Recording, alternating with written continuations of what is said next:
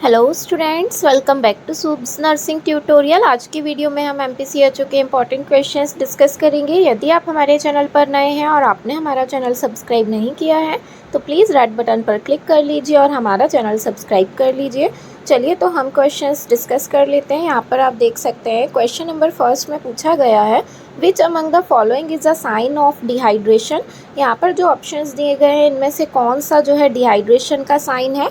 Option number first is decrease thirst, number second is dry mouth, option number three is increase urine output and option number four is fever. तो यहाँ पर इसका जो right answer है that is option number second, dry mouth. Dry mouth का जो sign है ये डिहाइड्रेशन वाली कंडीशन में दिखाई देगा पेशेंट में। उसके बाद नेक्स्ट क्वेश्चन देख सकते हैं, यहाँ पर पूछा गया है the following disease spread through respiratory route except. इनमें से किसी एक डिसीज़ कंडीशन को छोड़कर ये सभी डिसीज़ कंडीशन रेस्पिरेटरी रूट से स्प्रेड होती हैं। ऑप्शंस देख सकते हैं, option number first is influenza, option number second is mumps, option number third is measles and option number four is typhoid.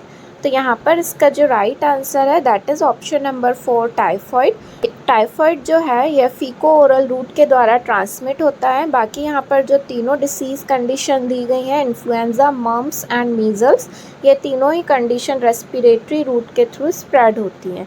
उसके बाद नेक्स्ट क्वेश्चन में पूछा गया है, which of the following pair of disease is caused by virus. इनमें से कौन से पेयर्स की डिसीज़ेज़ हैं जो कि वायरस के द्वारा ट्रांसमिट होती हैं। Option number first is rabies and mumps, option number second is AIDS and syphilis, option number three is typhoid and tetanus and यहाँ पर नेक्स्ट ऑप्शन में दिया गया है कॉलेरा एंड ट्यूबरक्यूलोसिस। तो यहाँ पर इसका जो राइट आंसर है that is option number first, rabies and mumps जो डिसीज़ कंडीशन है दोनों ही वायरस के द्वारा ट्रांसमिट होती हैं। Rabies is caused by lyssa virus. Rabies जो है ये लाइजा वायरस की वजह से होता है और मम्स जो है ये पैरामिक्सो वायरस की वजह से होता है और दोनों ही वायरल इन्फेक्शन है, वायरस की वजह से होते हैं। उसके बाद नेक्स्ट क्वेश्चन में पूछा गया है, typhoid fever is caused bye. Typhoid fever किसके द्वारा होता है। Option number first is salmonella typhi, option number second is human papilloma virus, option number three is fungi and option number four is Plasmodium vivax. तो यहाँ पर इसका जो right answer है that is option number first, salmonella typhi. Typhoid fever जो है ये salmonella typhi bacteria की वजह से ट्रांसमिट होता है। उसके बाद नेक्स्ट क्वेश्चन में पूछा गया है, Koplik's spot can be seen in. Koplik spots कौन से डिसीज़ कंडीशन में दिखाई देते हैं। Option number first is measles, option number second is chicken pox, option number third is typhoid and option number four is mumps. तो यहाँ पर इसका जो राइट आंसर है that is option number first, measles. Measles की वजह से complex spots जो हैं ये दिखाई देते हैं। उसके बाद नेक्स्ट क्वेश्चन में पूछा गया है, what is not true about diabetes. Diabetes के लिए पर जो स्टेटमेंट दिए गए हैं इनमें से कौन सा स्टेटमेंट डायबिटीज़ के लिए सही नहीं है। Option number first is develops only after the age of 30 years. Diabetes only 30 years के बाद ही डेवलप होती है। Option number second is polyuria, polydipsia and polyphagia are common symptoms. Diabetes वाली कंडीशन में ये तीनों सिम्टम्स जो हैं ये प्रेजेंट रहते हैं। Option number three is normal fasting of blood sugar level less than 120। Normal fasting blood sugar level जो है वो 120 से लेस देन रहना चाहिए। And option number four is all of these. सारे ही स्टेटमेंट दिए गए हैं ये सभी ट्रू नहीं है। तो यहाँ पर इसका जो राइट आंसर है that is option number first, develop only after the age of 30 year. ये जो स्टेटमेंट दिया गया है कि डायबिटीज़ 30 ईयर की एज के बाद डेवलप होता है तो ये स्टेटमेंट सही नहीं है। डायबिटीज़ किसी भी एज हो सकती है। बाकी यहाँ पर जो कंडीशंस दिए गए हैं ये सभी राइट हैं। पूछा गया है symptoms of dengue include all except. पूछा गया है symptoms of dengue include all except. इनमें से किसी एक को छोड़कर ये सभी डेंगू के सिम्टम्स हैं। Option number first is high fever, option number second is low grade fever, option number 3 is eye pain and option number 4 is joint pain. तो यहाँ पर इसका जो राइट आंसर है that is option number second, low grade fever. Patient को low grade fever नहीं रहेगा, patient को हाई ग्रेड फीवर रहेगा, आईज में पेन होगा एंड जॉइंट पेन होगा। ये सभी सिम्टम्स डेंगू वाले पेशेंट में प्रेजेंट रहेंगे। उसके बाद नेक्स्ट क्वेश्चन पूछा गया है, painful and profound swollen limbs are a long term physical consequences. यदि लिम्स है वो स्वॉलन हो जाए, उनमें सूजन आ जाए और पेनफुल रहे तो उसमें कौन सी डिसीज कंडीशन में ऐसे सिम्टम्स जो है पेशेंट में दिखाई देंगे। Option number first is lymphatic filariasis, option number second is dengue, option number 3 is malaria and option number 4 is yellow fever. तो यहाँ पर इसका जो राइट आंसर है that is option number first, lymphatic filariasis. Lymphatic filariasis जो condition है इसे elephantiasis भी कहा जाता है और हाथी पाँव भी कहा जाता है, जिसमें क्या होता है जो पेशेंट के लिम्स रहते हैं, लोअर एक्सट्रीमिटीज़ रहते हैं, पैरों में जो है सूजन आ जाती है और बहुत ज़्यादा पेनफुल रहते हैं और ये एक मॉस्किटो बाइट की वजह से ट्रांसमिट होते हैं और एक पैरासिटिक इन्फेक्शन है। तो लिम्फेटिक फिलारियासिस की वजह से है उसमें पेनफुल और स्वेलन लिम्स के सिम्टम्स हमें देखने को मिलेंगे लंबे समय तक। नेक्स्ट क्वेश्चन देख सकते हैं, पूछा गया है what is the dose of weekly iron and folic acid supplementation scheme, WIFS is. यहाँ पर डोज पूछा है, weekly iron and folic acid supplementation अगर हम कर रहे हैं तो उसमें कितना डोज हमें एडमिनिस्टर करना चाहिए। Option number first is 100 mg elemental iron and 500 microgram folic acid, option number second is 50 mg elemental iron and 100 microgram folic acid. उसके बाद third option is 150 mg elemental iron and 50 microgram folic acid and fourth option is 100 mg elemental iron and 150 microgram folic acid. तो यहाँ पर इसका जो right answer है that is option number first, 100 mg elemental iron and 500 microgram folic acid हम weekly iron and folic acid supplementation में dose देते हैं। तो यहाँ पर हम नेक्स्ट क्वेश्चन डिस्कस कर लेते हैं। यहाँ पर पूछा गया है the focus of adolescent health according to RMNCHA is all except. यहाँ पर जो कंडीशंस दी गई हैं इनमें से किसी एक को छोड़कर ये सभी एडोलिसेंट हेल्थ पर फोकस करते हैं RMNCHA के अकॉर्डिंग। और यहाँ पर ऑप्शंस देख सकते हैं, option number first is strengthen ARSH clinic. ARSH का फुल फॉर्म है adolescent reproductive and sexual health clinic. तो adolescent reproductive and sexual health clinics को स्ट्रेंथ करना। Option number second is address teenage pregnancy, teenage pregnancy को address करना। Option number 3 is menstrual hygiene, option number 4 is cancer counselling. तो यहाँ पर इसका जो राइट आंसर है that is option number 4, cancer counselling. यहाँ पर हम जो है एडोलिसेंट हेल्थ के ऊपर फोकस करते हैं, इसमें कैंसर काउंसलिंग का जो ऑप्शन है ये गलत है। तो यहाँ पर हम देख सकते हैं RMNCHA क्या है। RMNCHA जो है reproductive maternal newborn child and adolescent health जो है ये प्रोग्राम चलाया जाता है नेशनल हेल्थ मिशन के द्वारा, जिसके अंदर हम मैटरनल और चाइल्ड हेल्थ पर फोकस करते हैं। पूछा गया है कि एडोलिसेंट के लिए हम क्या क्या चीज़ों पर फोकस करते हैं। तो यहाँ पर आपने जो ऑप्शंस देखे हैं ये सभी कंडीशंस जो है एडोलिसेंट हेल्थ पर फोकस की जाती हैं। उसके बाद नेक्स्ट क्वेश्चन में पूछा गया है which of the following is a communicable diseases. इनमें से कौन सी डिसीज जो है वो कम्युनिकेबल डिसीज है। Option number first is diabetes, option number second is pertussis, option number 3 is hypertension, option number 4 is kwashiorkor. तो यहाँ पर इसका जो राइट आंसर है that is option number second, pertussis. Pertussis जो है ये एक कम्युनिकेबल डिसीज है, बाकी यहाँ पर जो डायबिटीज, हाइपरटेंशन एंड क्वेशियोर्कर है ये नॉन कम्युनिकेबल डिसीजेस में आते हैं। उसके बाद नेक्स्ट क्वेश्चन में पूछा गया है the objects articles contaminated by HIV can be decontaminated using. यहाँ पर पूछा गया है the objects articles contaminated by HIV can be decontaminated using. यदि कोई ऑब्जेक्ट या आर्टिकल HIV के द्वारा कॉन्टैमिनेटेड हो गया है तो उसे डीकॉन्टैमिनेटेड करने के लिए हम कौन सा सॉल्यूशन यूज़ करेंगे। Option number first is formaldehyde, option number second is methanol, option number 3 is glutaraldehyde and option number 4 is sodium hypochloride. तो यहाँ पर इसका जो राइट आंसर है that is option number 4, sodium hypochloride use किया जाता है HIV से कॉन्टैमिनेटेड चीज़ को डीकॉन्टैमिनेटेड करने के लिए। उसके बाद नेक्स्ट क्वेश्चन में पूछा गया है WHO define adolescent age individual in the age group of. यहाँ पर WHO के अकॉर्डिंग हम एडोलिसेंट को कौन सी एज ग्रुप के लोगों को एडोलिसेंट के अंदर रखेंगे। Option number first is less than 10 year, 10 साल से कम उम्र के बच्चों को। Option number second is 11 to 15 years. Option number 3 is 10 to 19 year and option number 4 is 20 to 29 years.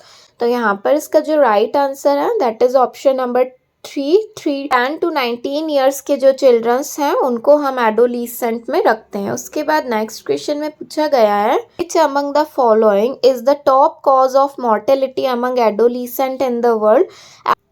यहाँ पर पूछा गया है कि वर्ल्ड में एडोलिसेंट का मॉर्टेलिटी होने के सबसे ज़्यादा क्या कारण है। मॉर्टेलिटी मतलब मृत्यु दर होने के सबसे ज़्यादा क्या यहाँ पर रीजंस जो हैं ये देखने को मिलते हैं। Option number first is suicide, option number second is communicable diseases, option number 3 is road traffic accident and option number 4 is iron deficiency anaemia.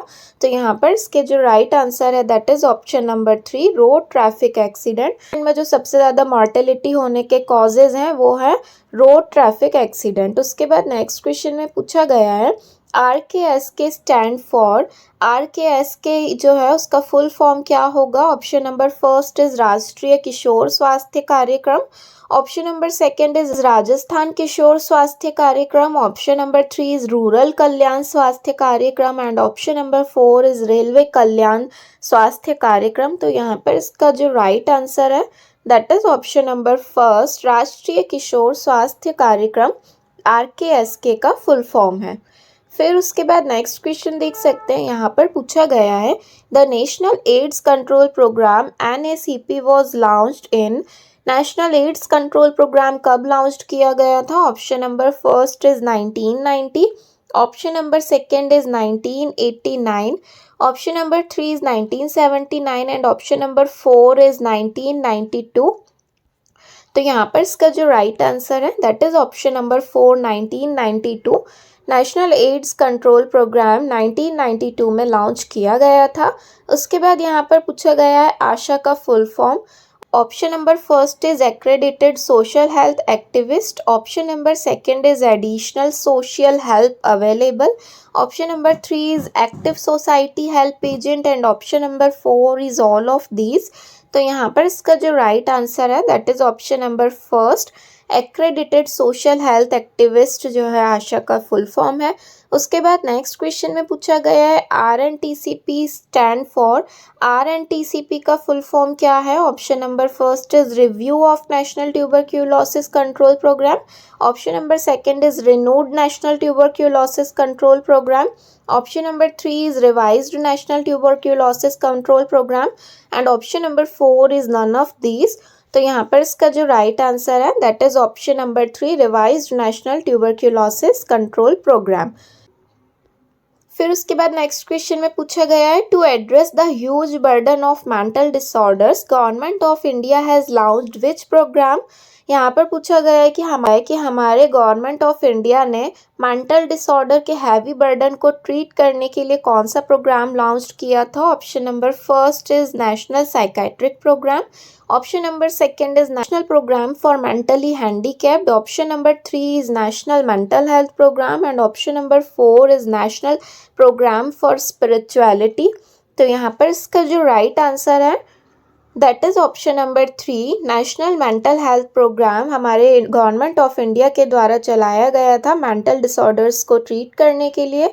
फिर उसके बाद यहाँ पर देख सकते हैं नेक्स्ट क्वेश्चन में पूछा गया है विच प्रोग्राम वॉज लॉन्च्ड इन 1976। 1976 में कौन सा प्रोग्राम चलाया गया था इनमें से।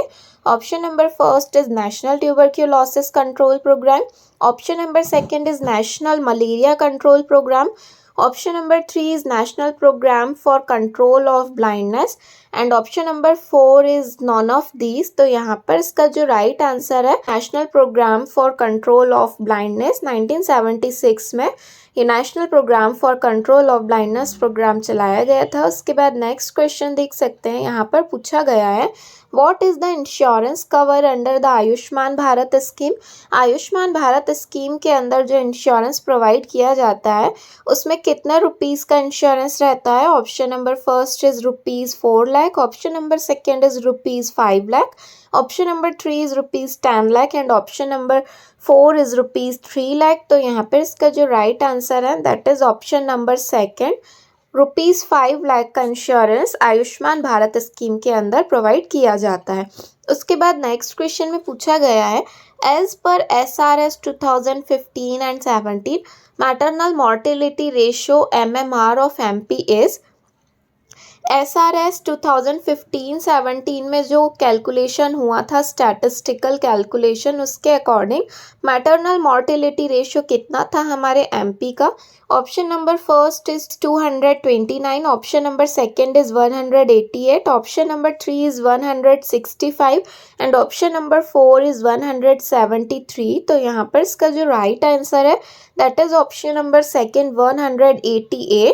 पर आप देख सकते हैं SRS क्या है, तो SRS is a sample registration system provides annual estimates of population composition, fertility, mortality and medical attention at the time of birth or death, which gives some idea about access to medical care। यहाँ पर जो SRS है ये एक प्रकार से sample registration system है जो कि हर साल कराया जाता है। इसमें पॉपुलेशन कंपोजिशन देखा जाता है, फर्टिलिटी रेट, मॉर्टेलिटी रेट और मेडिकल अटेंशंस देखी जाती हैं बर्थ और डेथ के टाइम पर। बाद यहाँ पर नेक्स्ट क्वेश्चन देख सकते हैं, पूछा गया है under the Ayushman Bharat government has announced 2 major initiative namely national health protection scheme and. तो यहाँ पर पूछा गया आयुष्मान भारत के द्वारा गवर्नमेंट ने 2 मेजर इनिशिएटिव्स लिए गए थे, नेशनल हेल्थ प्रोटेक्शन स्कीम और आगे का यहाँ पर देख सकते हैं और आगे का यहाँ पर कंटिन्यू है। Option number first is health centre, option number second is health and yoga centre, option number 3 is health and wellness centre and option number 4 is wellness centre. तो यहाँ पर इसका जो राइट आंसर है that is option number 3 health and wellness centre. Full form है national health protection scheme and health and wellness centre. फिर उसके बाद नेक्स्ट क्वेश्चन में पूछा गया है mission Indradhanush is related is. Mission Indradhanush किससे रिलेटेड है? Option number first is children safety, option number second is ecommerce, option number 3 is child vaccination and option number 4 is none of these. यहाँ पर इसका जो राइट आंसर है that is option number 3 child vaccination. Mission Indradhanush child vaccination से related है। उस question में पूछा गया है ट्रू अबाउट मिशन परिवार विकास इज। इसमें से कौन सा सेंटेंस ट्रू है मिशन परिवार विकास के लिए? Option number first is launched on world population day, world population day के दिन इसे लॉन्च किया गया था। Option number second is a new family planning initiative, इसे एक न्यू फैमिली प्लानिंग इनिशिएट के रूप में लिया गया है। Option number 3 is focus on 146 high fertility district in 7 states with high TFR। या ऑप्शन नंबर 3 में दिया गया है कि ये 146 हाई फर्टिलिटी डिस्ट्रिक्ट 7 स्टेट और हाई TFR पर फोकस करता है and option number 4 is all of these. तो यहाँ पर इसका जो राइट आंसर है that is option number 4 all of these. Mission परिवार विकास के अंदर ये सारे ही जो स्टेटमेंट दिए गए हैं ये ट्रू हैं। ये वर्ल्ड पॉपुलेशन डे के दिन लॉन्च किया गया था, इसके अंदर फैमिली प्लानिंग का नया इनिशिएटिव लिया गया है और यहाँ पर 146 हाई फर्टिलिटी डिस्ट्रिक्ट 7 स्टेट और हाई TFR पर इसे फोकस किया जाता है। उसके बाद नेक्स्ट क्वेश्चन में पूछा गया है sudden increase in occurrence of disease in a particular time and place is known as. यदि कोई डिसीज़ सडनली किसी पर्टिकुलर टाइम और प्लेस पर ऑक्यूरेंस हो तो उसे क्या कहा जाएगा? Option number first is outbreak, option number second is inbreak, option number 3 is disease crisis and option number 4 is all of these. तो यहाँ पर इसका जो राइट आंसर है that is option number first outbreak. यदि कोई डिसीज सडनली किसी particular time पर पर्टिकुलर प्लेस पर जो स्प्रेड होने लगे अचानक से सडनली तो उसे आउटब्रेक कहा जाता है। फिर उसके बाद नेक्स्ट क्वेश्चन में पूछा गया है all are level of prevention except. इनमें से किसी एक को छोड़ के ये सभी लेवल ऑफ प्रिवेंशन के अंदर आ जाते हैं। Option number first is health promotion, option number second is early diagnosis, option number third is rehabilitation, option number 4 is none of these. तो यहाँ पर इसका जो राइट आंसर है that is option number 4, none of these. क्योंकि उन्हें conditions दी गई हैं, health promotion, early diagnosis and rehabilitation, ये सभी लेवल ऑफ प्रिवेंशन के अंदर आते हैं। नन ऑफ दीज इसका राइट आंसर है। उसके बाद नेक्स्ट क्वेश्चन में पूछा गया है what is the population of Madhya Pradesh as census 2011। Madhya Pradesh में जब 2011 में जनगणना हुई थी तो उसके अकॉर्डिंग हमारे मध्य प्रदेश की कितनी पॉपुलेशन थी। Option number first is 7.27 crore, option number second is 7.5 crore, option number 3 is 8.2 crore and option number 4 is 8.6 crore. तो यहाँ पर इसका जो राइट आंसर है that is option number first 7.27 crore. यहाँ पर आप देख सकते हैं total population of Madhya Pradesh as पर 2011 census is 7.27 crore, in which male and females are 3.76 crore and 3.51 crore respectively। यहाँ पर टोटल 7.27 करोड़ में से जो मेल की पॉपुलेशन थी 3.76 करोड़ एंड फीमेल्स की पॉपुलेशन 3.51 करोड़। क्वेश्चन देख सकते हैं पूछा गया है what is the percent fully immunized children for Madhya Pradesh as पर NFHS 4। NFHS 4 के अकॉर्डिंग कितना परसेंट फुली इम्यूनाइजेशन किया गया था मध्य प्रदेश के चिल्ड्रंस को। NFHS का फुल फॉर्म है national family health survey. Family health survey जब 4th राउंड में किया गया था तो उसमें कितना परसेंट इम्यूनाइजेशन कवर किया था हमारे मध्य प्रदेश के अंदर। Option number first is 47.5, option number second is 53.6%, option number 3 is 61.5%, option number 4 is 64.2%। तो यहाँ पर इसका जो राइट आंसर है that is option number second 53.6%। Approximately 53.6% है या फिर एट अराउंड 54% जो है 12 से लेके 23 मंथ तक के जो चिल्ड्रंस थे उनको वैक्सीनेशन किया गया था against 6 major childhood illness, tuberculosis, diphtheria, pertussis, tetanus, polio and measles disease से प्रिवेंट करने के लिए। और इसमें से 6% जो बच्चे थे वो वैक्सीनेशन रिसीव नहीं कर पाए थे। फिर उसके बाद नेक्स्ट क्वेश्चन में पूछा गया है vertical PMJAY is an acromion of. PMJAY का क्या फुल फॉर्म होगा। ऑप्शन नंबर फर्स्ट इज़ प्रधानमंत्री Jan Arogya Yojana, option number second is प्रधानमंत्री जननी Arogya Yojana, option number 3 is प्रधानमंत्री जन Swasthya Arogya Yojana and option number 4 is none of these. तो यहाँ पर इसका जो राइट आंसर है that is option number first Pradhan Mantri Jan Arogya Yojana. PMJAY का फुल फॉर्म है। आयुष्मान भारत प्रधानमंत्री Jan Arogya Yojana is a national public health insurance fund of the government of India that aim to provide free access to health insurance coverage for low income earner in the country। प्रधानमंत्री जन आरोग्य योजना है या आयुष्मान भारत के अंदर जो है ये चलाया जाता है जिसमें हमारी गवर्नमेंट है ये इंश्योरेंस फंड प्रोवाइड करती है हेल्थ के लिए, हेल्थ इंश्योरेंस दिया जाता है जो यहाँ पर जो लो इनकम अर्नर पीपल्स होते हैं जिनकी जो अर्निंग है वो कम होती है उन लोगों को हेल्थ इंश्योरेंस प्रोवाइड किया जाता है गवर्नमेंट के द्वारा। और उसके बाद यहाँ पर नेक्स्ट क्वेश्चन में पूछा गया है vaccine should be stored at what temperature. Vaccine को कितने टेम्परेचर पर हम स्टोर करके रखना चाहिए। Option number first is 0 to 4 degree Celsius, option number second is 2 to 6 degree Celsius, option number 3 is 2 to 8 degree Celsius, option number 4 is 0 to 8 degree Celsius. तो यहाँ पर इसका जो राइट आंसर है that is option number 3 2 to 8 degree Celsius तक हम vaccines को store करके रख सकते हैं। उसके बाद नेक्स्ट क्वेश्चन में पूछा गया है national leprosy control programme was launched by the government of India in. National leprosy control programme कब चलाया गया था हमारे इंडिया में। Option number first is 1955, option number second is 1965, option number 3 is 1975 and option number 4 is 1985। तो यहाँ पर इसका जो राइट आंसर है that is option number first 1955। फिर उसके बाद नेक्स्ट क्वेश्चन में पूछा गया है all are minor reactions of DPT vaccine except. ये सभी माइनर रिएक्शन है DPT की किसी एक को छोड़ के। Option number first is mild fever, option number second is pen at the injection site, option number 3 is rashes and option number 4 is excessive crying. तो यहाँ पर इसका जो राइट आंसर है that is option number 3 rashes. DPT vaccination के कारण जो patient है उसे माइल्ड फीवर हो सकता है, इंजेक्शन के साइट पर पेन हो सकता है, या फिर जो चाइल्ड है वो बहुत ज़्यादा एक्सेसिव क्राइंग कर सकता है, लेकिन जो रैशेज़ है ये माइनर रिएक्शन में नहीं आएगा। उसके बाद नेक्स्ट क्वेश्चन में पूछा गया है route of administration and dose of BCG vaccine for a 3 month old baby is.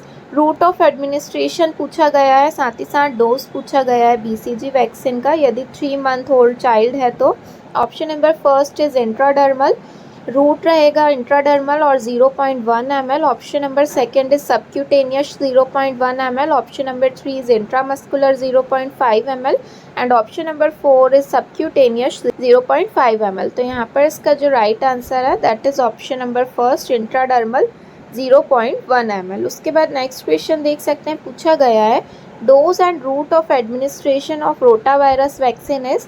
Rotavirus vaccine का डोज और रूट पूछा गया है। Option number first is 2 drop orally, option number second is 5 drops orally, option number 3 is 10 drops orally and option number 4 is 1 ml intramuscular. तो यहाँ पर इसका जो राइट आंसर है that is option number 2 5 drops orally rotavirus का vaccine administer किया जाता है। उसके बाद नेक्स्ट क्वेश्चन में पूछा गया है world population day falls on. World population day कब सेलिब्रेट किया जाता है? Option number first is 11 July, option number second is 11 May, option number 3 is 11 August and option number 4 is 11 September. तो यहाँ पर इसका जो राइट आंसर है वो आप हमें कमेंट बॉक्स में कमेंट करके बताइएगा। वीडियो पसंद आया हो तो प्लीज़ वीडियो को लाइक कर दीजिए, अपने फ्रेंड्स के साथ शेयर कीजिए और यदि आपने हमारा चैनल सब्सक्राइब नहीं किया है तो प्लीज़ चैनल को सब्सक्राइब कर लीजिए और यदि आप और क्वेश्चंस देखना चाहते हैं तो हमारे चैनल पर जाकर देख सकते हैं। Thank you.